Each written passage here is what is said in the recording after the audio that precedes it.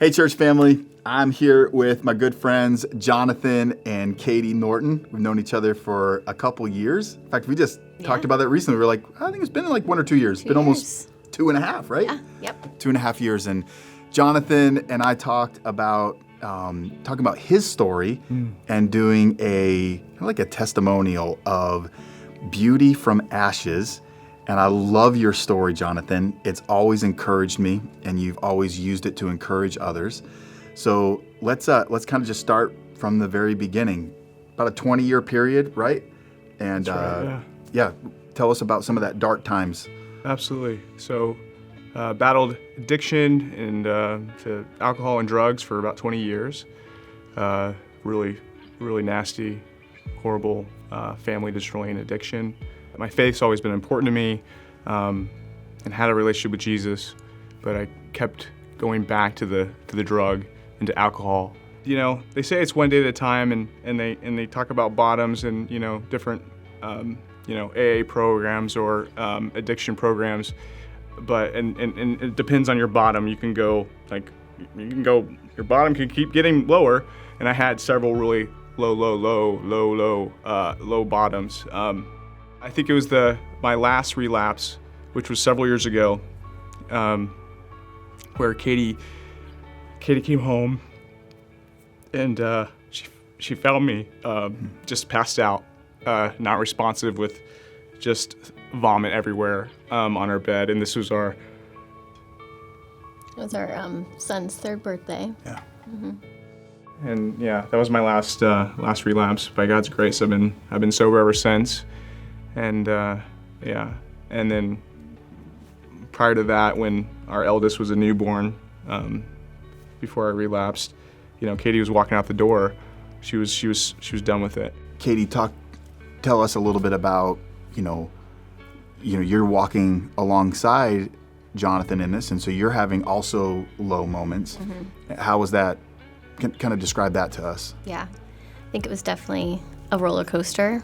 Like some weeks would be great, and then some weeks would be horrible. And our oldest was just a baby, so just trying to navigate that, and then me trying to control, what's going on with him, didn't help at all. I just remember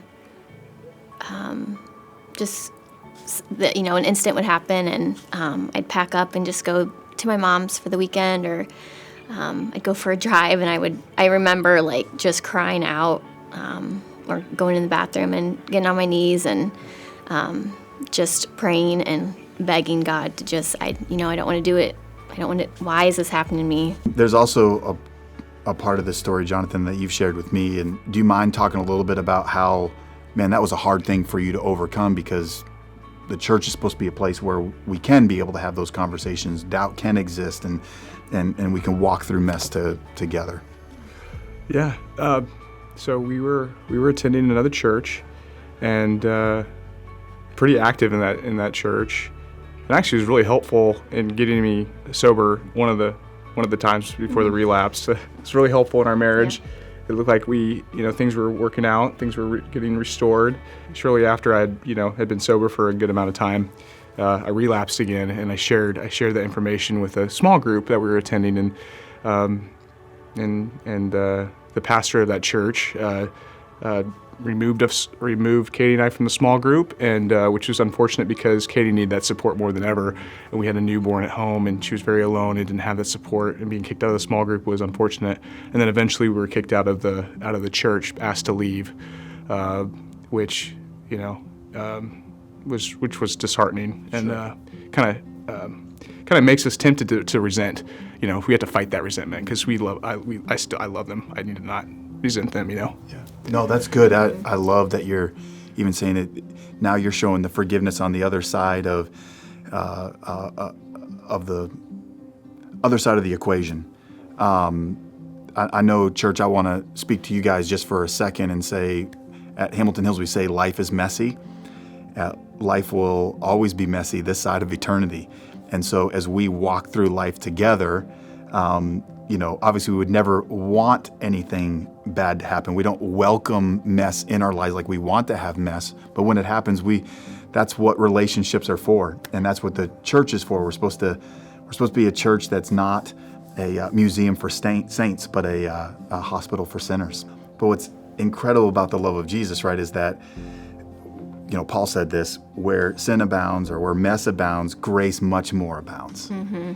And so looking at what God has done in a redemptive way in your life, even already, tell us a little bit now about, hey, we've worked through that and God's grace and being a part of your life. So John, can you tell us a little bit about where you kind of started finding freedom and chains breaking? Yeah, absolutely.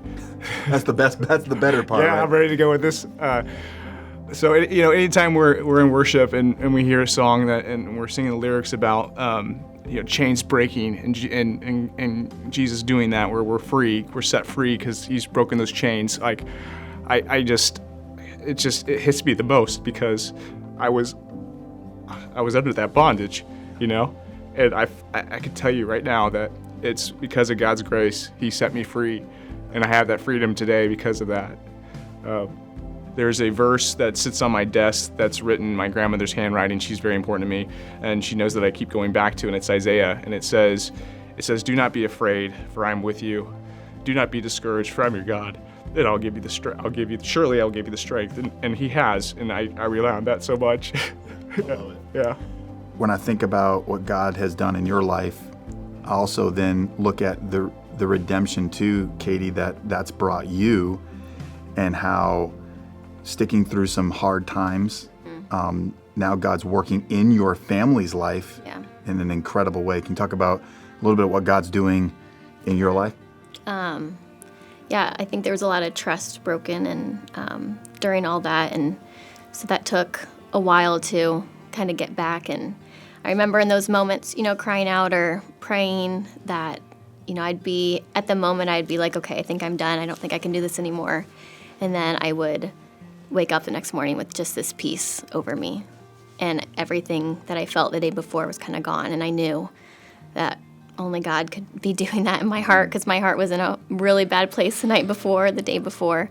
But He did it. Yeah, it was all Him, and just seeing Him restore our relationship. And then just being able to tell my kids like what He's, gone through and what He's fought and how much we've relied on God through it all, I think is a really powerful story for them.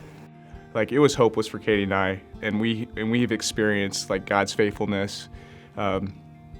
Katie and I have been active here at Hamilton Hills with serving. I've been active at another church still, serving some high school boys who I've been with since they were freshmen. They're seniors this year. They're graduating, so then, but it's really trying to pour into their lives. And Katie and I are probably the most,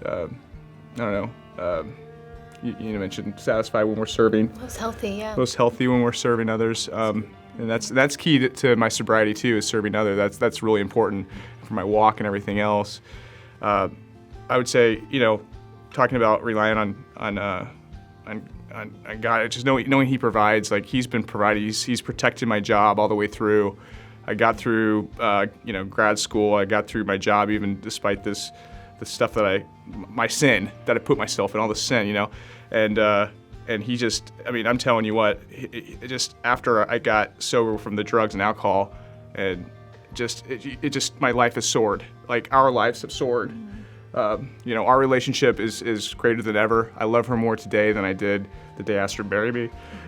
She stuck by me, and that trust was so hard to build. I'm telling you what, that trust was like losing her trust. Man, it was a slow, it was hopeless. But man, it's a glorious thing to have her trust back. And Jonathan, Katie, thank you for sharing your time. Thank you for sharing that story. I know it's powerful, but it's also hard to get through. I love you guys dearly, and I'm glad you're here.